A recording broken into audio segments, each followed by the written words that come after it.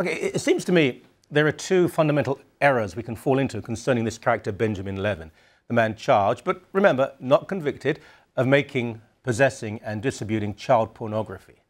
The first is to assume that everybody who knew him was somehow aware of this hellish alleged behavior, and that we must point fingers like some deranged, judgmental disco dancer.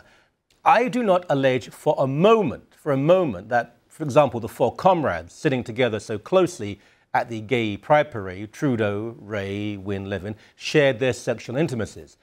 But I do have to ask why at no time over so many years did anybody suspect that perhaps there was something worrying, not right, of concern. I have to say that I was very fortunate to be working for a government that I believe was very oriented in that direction, and working with the Premier and several ministers, all of whom had that orientation. I mean, the police certainly suspected, because this is a long-term investigation. Look, the sex education curriculum in Ontario, it was radical, it was intrusive, aggressive. Nobody seriously denies that, surely. Why was it pushed so hard? Why so much time devoted to it? And why did Kathleen Wynne announce publicly, within days of being chosen as Ontario Premier, that she would reintroduce it, even though it was so unpopular? As parents, we simply, we don't trust anymore, and quite right too. Basically, all across Canada, parents have a lot of trust and confidence in teachers. But not unreasonably, they want to be assured that when they send us their kids, we're doing the best job we can do to help those kids be successful. Yeah. How, as journalists, can we not ask certain questions? Why, as journalists, are so few others doing this outside of Sun News and the Sun newspapers? Look, this is not about the gay community. It's not really about teachers. It's about power. Who has it and who runs the country? We are treated to, oh good God, Mike Duffy stories every bloody day. I mean, seriously, do we really care that much? Is it really so significant? But what is genuinely important is largely ignored, and the core and meat of the story, well, completely ignored. Do you remember when Tom Flanagan made some probably ill-advised but far from illegal comments about child pornography?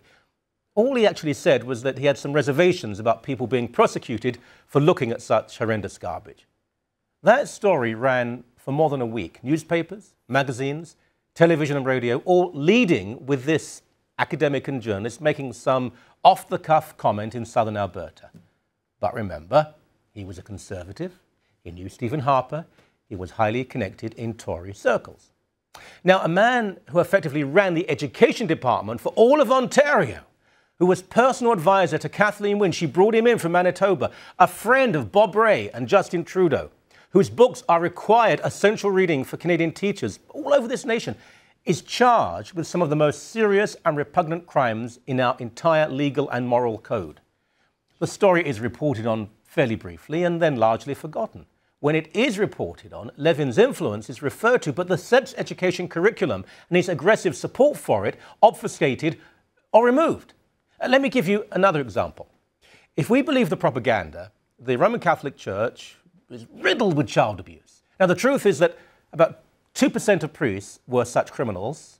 But hey, this is the media party at work. What does truth matter?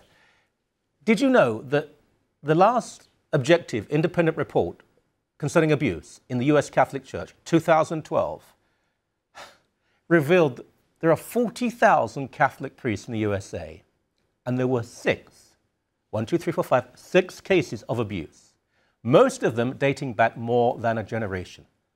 So in other words, the church dealt with the abuse crisis long ago. Only 3 non-Catholic newspapers, all of them small and regional, reported this story in the entire continent of North America. A major story ignored. Honest media, journalists trying to speak truth to power, giving you the real news. Oh, please. Oh, please. Oh, pretty, pretty please. I have to say that I was very fortunate to be working for a government that I believe was very oriented in that direction, and working with the Premier and several ministers, all of whom had that orientation. Look, we're not suggesting that he's talking about child pornography. He's been charged with very serious offences, production, distribution, possession of child pornography. But a lot of senior people, senior Liberals, senior ministers who agree with him in terms of educational policy, and there are so many questions to be asked, and so few of them will be asked anywhere outside of Sun News. Faith Goldy is at the courthouse where, well, I suppose the first hearing was this morning. Faith, what happened? Well, I'll tell you right out of the gates, Michael, there is a publication ban on information, on any sort of evidence, on witnesses, or any of, the folks who might be victims in this alleged case. So we have to kind of tread softly here. However, we are hearing from both the Crown and the defendant. Defendant, by the way, being represented by Clayton Ruby. Torontonians are sure to know that name. What a surprise. Folks across the country might even. Yeah, because, Michael, this was the same man who represented the plaintiff in the case against Mayor Rob Ford. Remember that conflict of interest business? So, yeah, that's happening, but definitely a high-profile case here as it is, because as we well know, Benjamin Levin, the 61-year-old who had 5 charges put against him, now we're looking at 7 charges against him, 2 additional today, including possessing and accessing child pornography. UFT prof, but perhaps more notably, former advisor to Premier Kathleen Wynne, as well as being a deputy education minister in this lovely province. And let me ask you a few questions. I mean, Clayton Ruby, it's quite extraordinary. We saw at the Gay Pride Parade, there was Benjamin Levin with Kathleen Wynne, Justin Trudeau, and Bob Rae, and now we have Clayton Ruby. This is the establishment, the left liberal establishment, not only in Ontario, actually, but in great parts of Canada. Is it usual, I can understand the victims need to be protected, is it usual to have such a ban?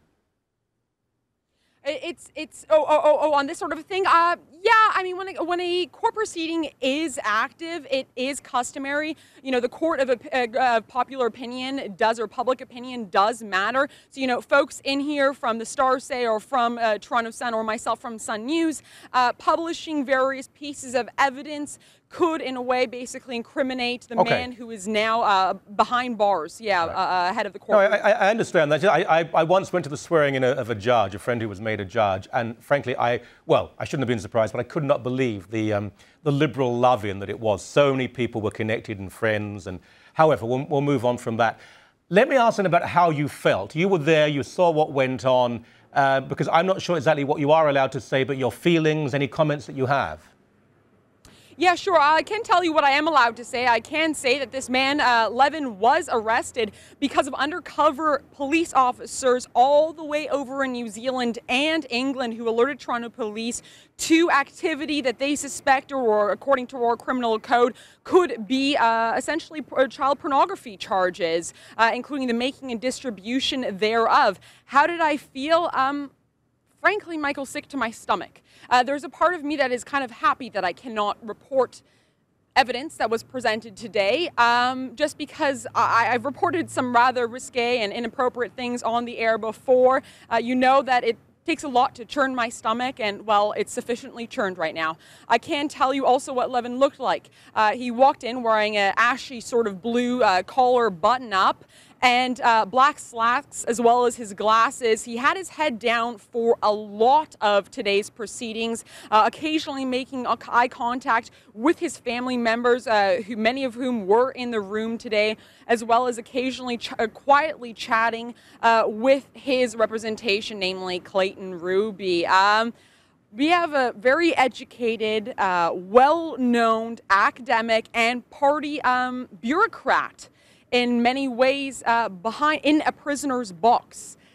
So it was one of those stories that's sure to catch anyone's attention, but then, link this in with the Ontario government, one that is now, led by an unelected premier, essentially, who was education minister when the equity and inclusive strategy was first presented. This is the same strategy that tells you grade 3s should be taught that there are 6 sorts of genders, that grade 6s should be taught about anal sexual activities, and the same strategy that would force teachers to essentially comply with provincial curriculum that says, I will modify my personal beliefs to reflect that of this curriculum. So there are a lot of questions, before this case was ever brought into light.